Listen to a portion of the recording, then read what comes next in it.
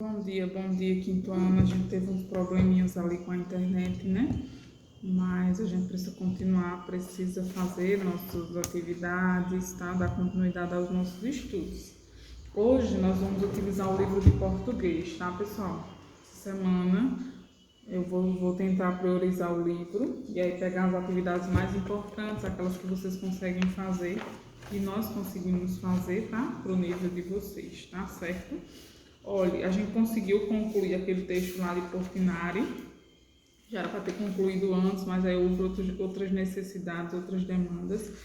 E aí era para a gente ir para a página 19 e 20, que aí vai trabalhar a acentuação das proparoxítonas e oxítonas. Mas eu vou deixar com vocês para uma próxima aula, tá certo? Porque aí eu preciso fazer a chamada de vídeo mesmo, direitinho.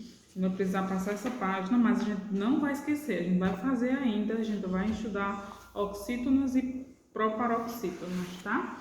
Mas eu quero que vocês peguem aí a página 21, onde tem produção de texto autobiografia.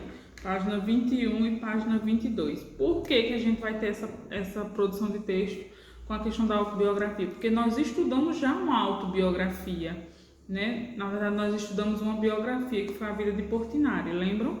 Então, a biografia é uma história de vida e quando se diz auto, quer dizer a nossa história de vida. Então, é uma autobiografia. É uma biografia minha, escrita por mim, tá? Então, por isso que é auto.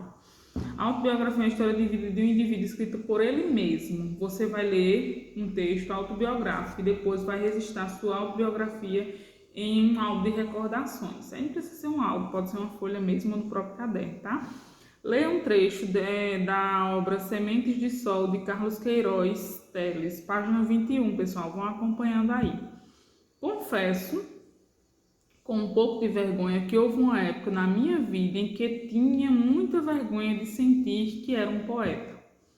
Ser um poeta parecia então uma coisa do outro mundo, um desligado, maluco, irresponsável. Em resumo, um ser dispensável e inútil. Naquela época eu ainda era garoto, tinha 13 saudáveis anos e uma fome de vida que incluía e misturava tudo: saber amar, jogar futebol e criar versos. Fazer poesia era uma brincadeira gostosa e o prazer de acertar um verso bonito trazia uma sensação de alegria, de voar em direção a uma bola e defender um pênalti. Só com o tempo, muito tempo, eu fui entender a verdadeira utilidade da poesia e a função do trabalho de um escritor de versos. Hoje, com muita simplicidade, eu aprendi a dizer quem diria. Então, no final das contas, o menino Queiroz era mesmo um poeta. Tá? Aí ele está relatando a experiência dele, né, de que ele tinha vergonha, né, de sentir que era um poeta. E aí só com o passar do tempo é que ele aprendeu, né? E realmente ele era um poeta. Sentiria orgulho disso. Página 21 ainda diz: vamos explorar o texto. Questão 1. Assinala os itens que permitem classificar o texto lido como uma autobiografia. Aí você vai marcar as opções que confirmam que isso aqui realmente é uma autobiografia.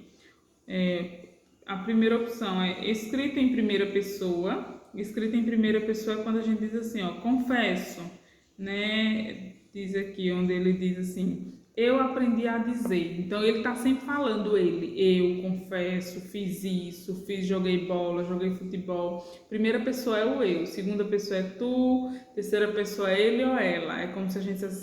terceira pessoa seria... Queiroz era um menino que jogava bola, é como se fosse outra pessoa falando dele, mas não é outra pessoa falando dele, é ele falando dele mesmo, tá? Então, escrita em primeira pessoa. Outra opção, a segunda opção, expressa opiniões, sentimentos e impressões de quem escreve. E a outra opção é não conta fatos marcantes ocorridos na vida do autor. Então, para ser uma autobiografia, vocês vão marcar duas dessas opções corretas, que realmente confirmam o que é uma autobiografia e que esse textinho aí de cima é uma autobiografia. O autor confessa ter se envergonhado de sentir-se poeta. Diz que sentido a palavra poeta tinha para ele naquela época. Quando ele diz que sentia vergonha, né, Qual era o sentido? O que era que as pessoas achavam de ser um poeta, né? Qual era o pensamento das pessoas que tinham sobre o que era ser poeta, que acabava causando essa vergonha nele de dizer que ele era poeta, de assumir que realmente ele era poeta? Tinha algum pensamento aí da sociedade que fazia com que ele se envergonhasse de ser quem ele era, no caso, poeta. E aí você vai ver qual era o sentido naquela época que era dada a palavra poeta, né? No textinho tem, é só ler bem direitinho que vocês vão ver, tá? Questão 3. Com o tempo, o escritor mudou de ideia e hoje se orgulha de ser poeta. A. Em sua opinião, isso na página 22. Em sua opinião, o que fez mudar de opinião? O que é que vocês acham que fez ele mudar de opinião, né? Que antes sentia vergonha e no final, depois de um tempo, dos anos, ele acabou se sentindo orgulhoso, se sentiu feliz, né? Não tinha mais vergonha de dizer que era um poeta. B. Você se envergonhou de algo e depois mudou de opinião? O que é que vocês acham? Vocês tinham vergonha de alguma coisa e hoje vocês não sentem mais vergonha? Aí você vai escrever, tá? Aí nós temos aí uma sugestão aqui na questão 4. A gente só vai fazer até a questão 4, tá? Diz assim, agora é sua vez. Resiste sua autobiografia em um álbum de recordações. Mas aí você escreve aí mesmo no caderno ou em um caderninho que você tenha livre. Um álbum de recordações pode reunir fotos, desenhos, poemas, tudo que faça lembrar momentos marcantes ou lembranças importantes. Então você escolhe uma fotografia para falar sobre ela, um momento que você viveu que foi marcante, muito bom, que você gostou, que você tem guardado na memória. Se você não tiver a fotografia, você pode fazer um desenho, tá? Sobre esse momento. Um desenho sobre algo que aconteceu que foi marcante para você, tá?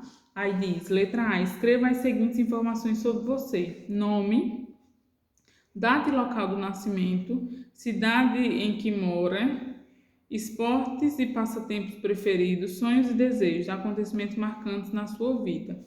Letra B. Organize todos esses dados em um texto, empregando uma linguagem pessoal. Escreva como se você estivesse conversando com o leitor, tá? Como se você fosse escrever e outra pessoa fosse ler sua história. Aí o que é que você coloca no início?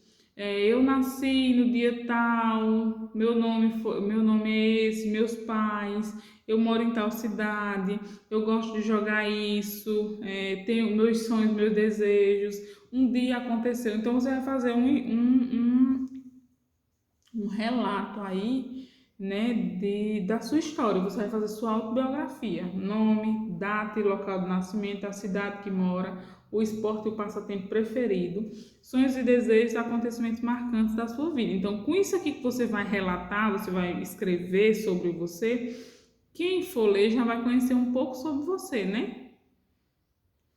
Aí pede para organizar em um texto todas essas informações aqui, nome, local, data que nasceu, cidade que mora, escrever como se você estivesse conversando com o leitor, tá? Sempre em primeira pessoa. Eu nasci, eu fiz, eu gosto, tá? Porque é uma autobiografia.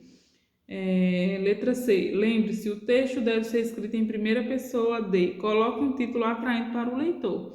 Você vai fazer um texto, mas aí você vai ver qual o título que você vai colocar nesse seu textinho que você vai fazer da sua autobiografia, tá bom? Aí, qualquer dúvida, só falar. É só isso que a gente tem para hoje, tá certo? Então, façam aí, enviem, aí qualquer dúvida falem, porque a gente acabou se atrasando muito com a internet e agora vamos ver o que a gente pode fazer. Até umas 3 horas, que depois das 3 eu vou precisar dar uma saída, mas até as 3 dá para ainda tirar alguma dúvida, tá bom? Um cheiro.